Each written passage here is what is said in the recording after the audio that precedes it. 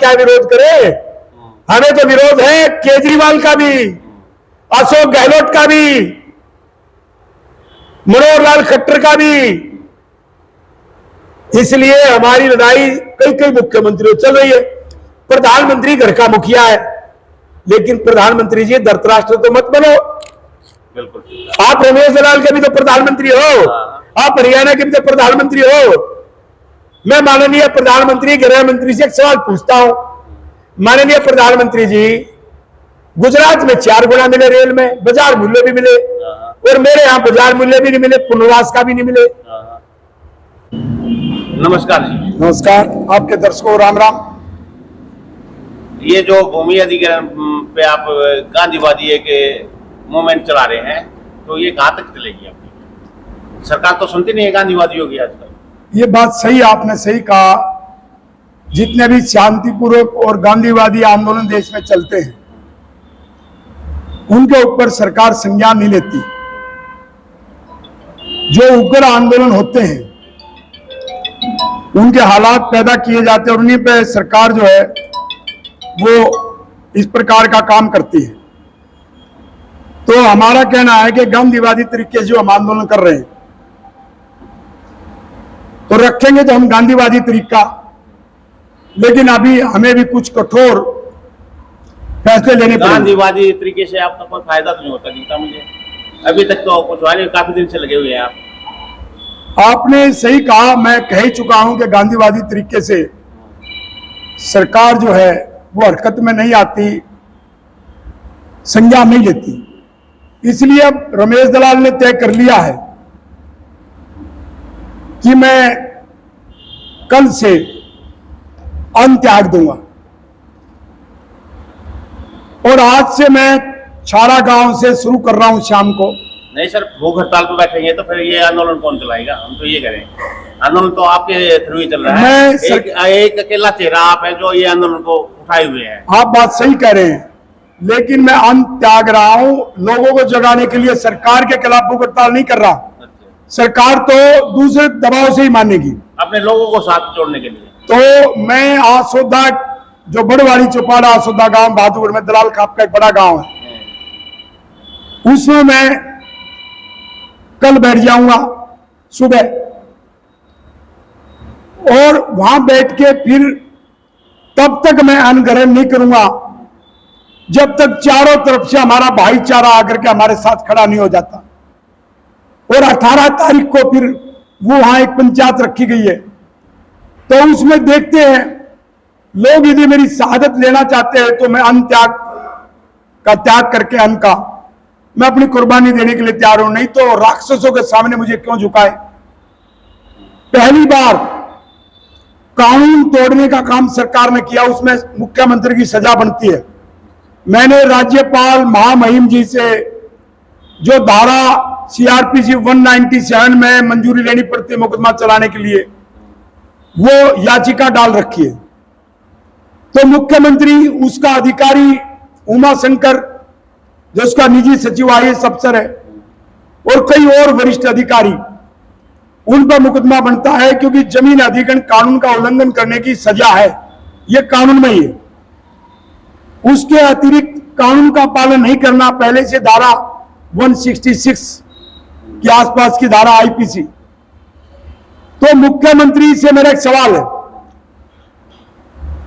जब rail act जो है उसका कानून है कि पुनर्वास के नाम का मिले, और 15-20 साल से मिलता हुआ रहा था, 2013 में नया कानून आ गया, पुनर्वास का पैसा और बढ़ा दिया, न तो नए का दिया न पुराने का दिया। जो वो रेलवे एक्ट को जो संसद ने पास किया उसको नहीं मानेगा, तो रमेश दलाल पर रेलवे को बंद करेगा, उस पर केस कैसे बनेगा? तो हम भी रेल रोकेंगे। रही बात केएमपी की, केएमपी का टोल टैक्स तो लेता राष्ट्रीय राजमार्ग का, और राष्ट्रीय राजमार्ग उसको डिक्लेयर नहीं किया, रोड उसको मानता नहीं, क्योंकि हरियाणा सरकार के कानून के तहत रोड के ऊपर 2 एकड़ तक लगती हुई जमीन का रेट, सामान्य जो डीजी का रेट होता है रजिस्ट्री का, उससे दुगुना रेट मुआवजे का होता है। जैसे उदाहरण के रूप में मांडोटी में सामान्य जो कंपनसेशन मुआवजा है वो 1,75,00,000 रुपए तय किया गया है। लेकिन 2 एकड़ केएमपी के साथ लगती जमीन का जो अधिग्रहण हुआ, जो दोनों ही जिलों में, मैंने उदाहरण के रूप में बताया, जज्जर सोनीपत, उसका दुगना बनता है, यानी कि 3.5 करोड़। तो हम केएमपी को रोकेंगे?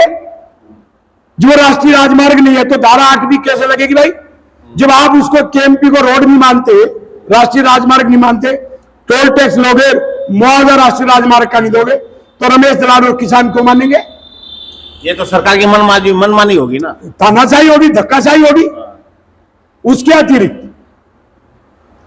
देखिए, हम SYL पानी लाने की बात कर रहे हैं। हमारे यहां कैंसर फैल रहा है, पीने का पानी भी नहीं है बहुत जगह हरियाणा में। उधर यमुना नदी का प्रदूषित पानी जा रहा, तारकोल जैसा, फरीदाबाद, मेवात, पलवल। हम कह रहे हैं कि दिल्ली सरकार, केजरीवाल, भारत सरकार, हरियाणा सरकार मिलके उसको फिल्टर करके तब फरीदाबाद, मेवात और पलवल को सिंचाई का पानी दे। यहाँ पे एक सवाल ये भी बनता है, केजरीवाल अब पंजाब में भी है, दिल्ली में भी है, तो ये मतलब कर सकते हैं ना अपना समझौता पानी की? वो तो केजरीवाल से सवाल पूछे, लेकिन SYL का पानी सुप्रीम कोर्ट के फैसले के बाद भी ना आए। ये चाहे तो हो सकता है। हाँ, वो तो है ही, लेकिन सुप्रीम कोर्ट के फैसले के बाद भी नहीं आए। तो फिर भैया, कई दिन पहले जब हमारा आंदोलन था तो लोगों ने दिल्ली जो पानी जा रहा था उसकी सप्लाई रोक दी थी। अब हरियाणा में तुम गुड़गांव में जो पानी जा रहा है वो हमारे एरिया से नहर जा रही है। अब ये नया आंदोलन होगा 18 तारीख से, तो उसका पानी तो गुड़गांव नहीं जाएगा। किसान उसको जरूर काटेंगे, और किसान काटेंगे अपने धान लगाएंगे। गुड़गांव में क्यों जाए? जब अंबानी के जहां बिल्डिंग बना रहा है उसको लाखों करोड़ का बिल्डरों को फायदा दे रहे हो, वहां पानी जाएगा, और SYL का पानी पीने के लिए और खेत के लिए नहीं आएगा। तो फिर ऐसे कानून को जब सुप्रीम कोर्ट को पंजाब नहीं मानता और केंद्र सरकार जब फौज नहीं भेज के नहर का निर्माण करवा सकती, तो रमेश दलाल फिर नहर के पानी को काट लेगा तो कौन सा पाप कर दिया? इसलिए हमारा कहना है, सरकार कानून संविधान का पालन करे तो रमेश दलाल और जनता भी पालन करेंगे, और यदि ये पालन नहीं करते तो हम भी उसका पालन नहीं करेंगे। ये हमारा बार बार इस मामले में कहना है। तो इसलिए कानून उल्लंघन हो रहा है। अनुच्छेद 300A संविधान का, वो कहता कानून का पालन करते हुए जब पूरा मुआवजा मिलेगा, क्योंकि सुप्रीम कोर्ट ने कह रखा जमीन का अधिकार वो ह्यूमन राइट, मानवता का अधिकार है। तो 300A आर्टिकल संविधान का उल्लंघन होगा। तुम धारा 26 जो 2013 के कानून की, उसमें बाजार मूल्य नहीं दोगे। शेड्यूल फर्स्ट के तहत आप 4 गुना मुआवजा नहीं दोगे। शेड्यूल 2 के तहत आप पुनर्वास का मुआवजा 75% मुआवजे का नहीं दोगे। शेड्यूल 3 के तहत आप गांव में पार्क नहीं बनाओगे, सुविधा नहीं दोगे, रोड नहीं बनाओगे, और हमारा खाप के भवन नहीं बनाओगे। तो आप कानून का उल्लंघन कर रहे, संविधान का उल्लंघन कर रहे। और 2013 की धारा पढ़ लो, धारा 84, 85 और 87, उसमें इनका उल्लंघन करने के लिए जो मैंने कानून बताए, उसमें खुद मुख्यमंत्री की सजा बनती, क्योंकि मुख्यमंत्री हेड है। और धारा 87 में लिखा हुआ है कि मुख्यमंत्री हेड के संज्ञान में विधि मामला है और कानून टूटता है तो उसकी भी सजा होगी। तो 6 महीने से मुख्यमंत्री को पता नहीं कि यह कानून टूट गया, तो इसलिए मुख्यमंत्री की सजा बनती है। वो रमेश दलाल को ठोकना चाहता, चलो मुझे तो जान से मार देना भाई, मैं तो गांधीवादी हूं, मैं तो लड़ूंगा। आप कानून को नहीं मानोगे, मैं नहीं मानूंगा। बिल्कुल ठीक है। अभी जो रमेश दलाल जी हैं ये उग्र रूप में आएंगे ना? उग्र तो मैं हुई नहीं कभी। नहीं, अभी जैसे आप बोल, ये उग्र का हो गया, असहयोग आंदोलन हो गया। अच्छा, महात्मा गांधी ने आजादी के लिए असहयोग आंदोलन चलाया, टैक्स मत भरो, पानी आगे मत जाने दो। ये उग्र कहां से हो गया? हम पुलिस से लड़ लेके थोड़ी लड़ेंगे। जब एक बार बताओ, हमारी खुद ही नहर SYL का पानी, उसको दो मुआवजा, हरियाणा से ले लिया उसको 8 दो, पंजाब पानी ने आन दे, और पंजाब की रेल हमने रोक दी, तो कौन सा पाप कर दिया भाई? कौन सा कानून तोड़ दिया? तो हमारे लिए कानून है तो पंजाब के लिए भी कानून है, कानून तो मुख्यमंत्री के लिए कानून है, तो वो कानून का पालन करें। हमारा मुआवजा बढ़ा दो। 25 सूत्री हमारी मांग है। हिंदू कोड बिल में समगोत्र में ब्याह को गैर कानूनी घोषित करो।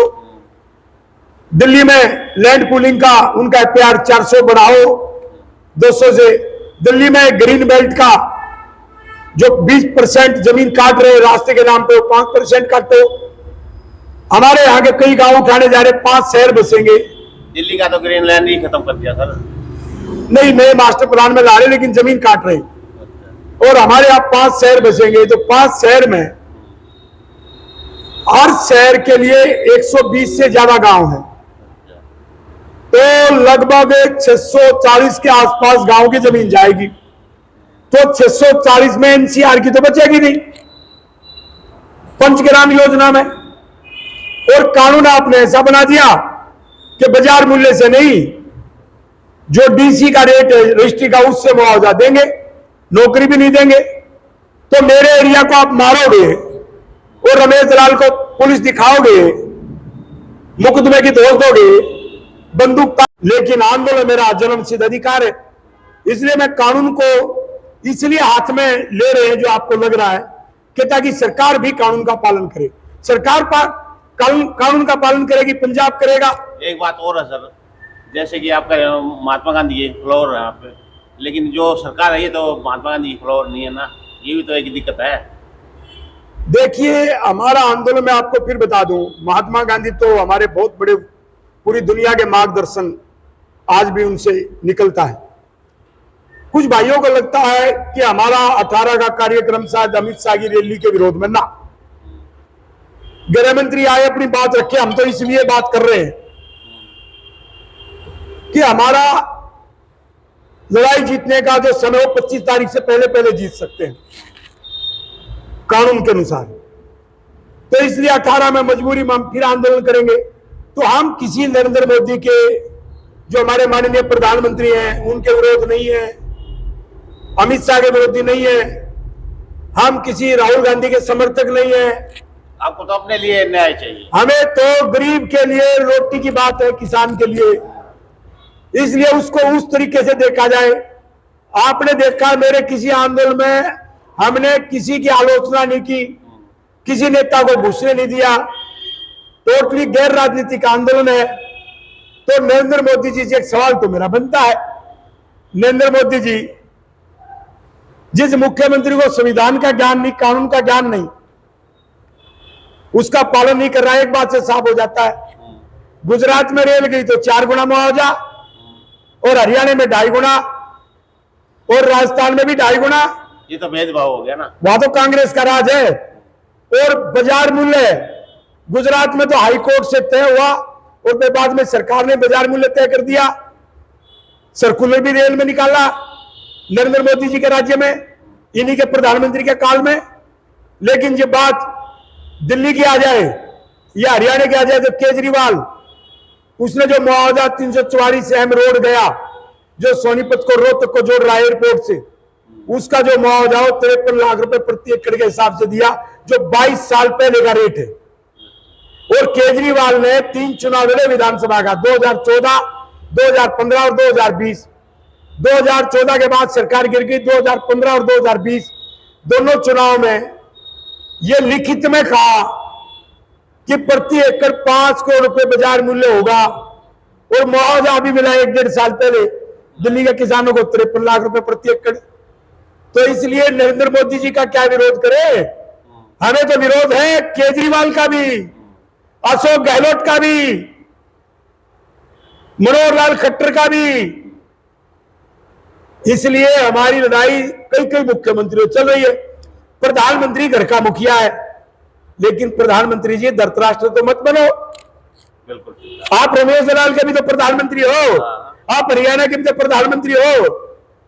मैं माननीय प्रधानमंत्री गृह मंत्री से एक सवाल पूछता हूं, माननीय प्रधानमंत्री जी, गुजरात में 4 गुना मिले रेल में, बाजार मूल्य भी मिले, और मेरे यहां बाजार मूल्य भी नहीं मिले, पुनर्वास का भी नहीं मिले, और 4 गुना भी नहीं मिले। ये तो अन्याय हो गया ना।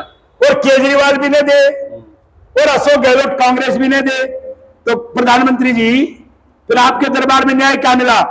जैसे ब्रजभूषण की गिरफ्तारी नहीं हुई, तो प्रधानमंत्री जी आप धृतराष्ट्र तो मत बनिए। मैं बड़े आदर पूर्वक प्रधानमंत्री जी कह रहा हूं कि विदेशों में उन्होंने बहुत अच्छा देश का नाम किया, मैं भी मानता हूं, लेकिन देश में क्या हो रहा है, जाट और गैर जाट के नाम पर मुख्यमंत्री क्यों बांट रहा है? इस मुख्यमंत्री को चलता कर दो ना, किसी भी बिरादरी का ले आओ, कोई पंजाबी भाई ले आओ, लेकिन जो मुख्यमंत्री राजनीति करता हो लाशों के ऊपर कि जाट और गैर जाट के नाम पर राजनीति करता हो, तो प्रधानमंत्री जी हमारा जो गुस्सा है, हरियाणा की जो नाराजगी है, वो प्रधानमंत्री के खिलाफ नहीं है, वो मुख्यमंत्री के खिलाफ है और अपने अधिकारों के लिए लड़ रहे हैं। हम नरेंद्र मोदी जी की सरकार गिराने के लिए नहीं, क्योंकि चोर चोर मुसेरे भाई, हमने आपको बता दिया कांग्रेस ने कानून बनाया 4 गुना मुआवजे का, कांग्रेस ने अपने राज्यों में दिया नहीं, हरियाणा में भी लागू किया नहीं था भूपेंद्र हुड्डा ने।